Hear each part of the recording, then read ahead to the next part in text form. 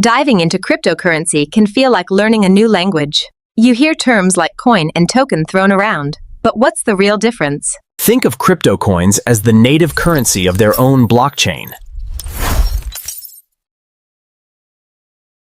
Think of a country's currency, like rupees here in India.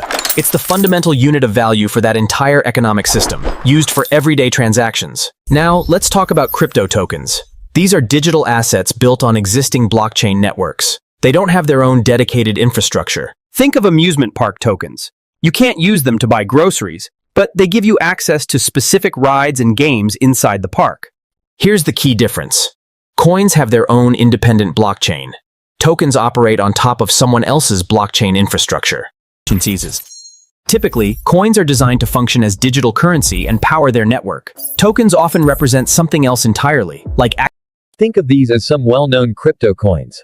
They each have their own blockchain and primarily function as digital currency and network fuel. The most fundamental difference is the foundation. Coins are the foundation of their own digital economy.